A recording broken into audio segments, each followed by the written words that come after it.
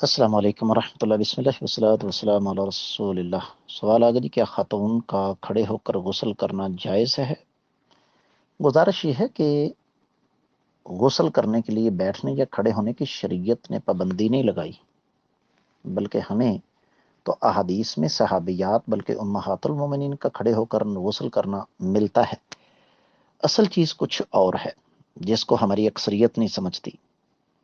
پرانے زمانے میں ہم نے وہ دور دیکھا ہے، نلکے ہوتے تھے اور نلکے کے ارد گرد 2-2 فٹ 1-1 فٹ کی چار دیواری ہوتی تھی، تو خواتین غسل کرتے ہوئے چارپائیاں کھڑی کر کے ان کے اوپر چادریں پھیلا لیتی تھیں پردہ کرنے کے لیے۔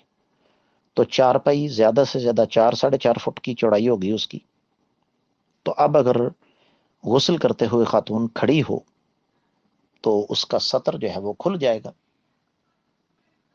اس وجہ سے اس دور میں خواتین بیٹھ کر ہی غسل کرتی تھیں۔ اب چونکہ اٹیچ بات ہیں یا اٹیچ نہ بھی ہوں تو بند واش روم ہیں، بند غسل خانے ہیں، تو لہذا آپ کھڑے ہو کر غسل کریں، اس میں کوئی حرج والی بات نہیں ہے۔ یہ شرعی مسئلہ نہیں۔ قرآن کے 30 پاروں سے، احادیث کے ذخیرے سے ہمیں کوئی ایسا ثبوت نہیں ملتا جس سے یہ پتہ چلے کہ کسی خاتون کا کھڑے ہو کر غسل کرنا منع ہے۔ جس وجہ سے خواتین کھڑے ہو کر غسل کرنے سے پرہیز کرتی تھیں، وہ وجہ میں نے آپ کی خدمت میں عرض کر دی۔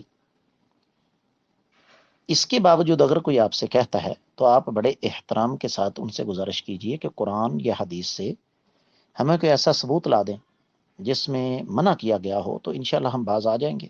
امید ہے کہ آپ کو سمجھ آ گئی ہوگی۔ واللہ تعالی اعلم بالصواب۔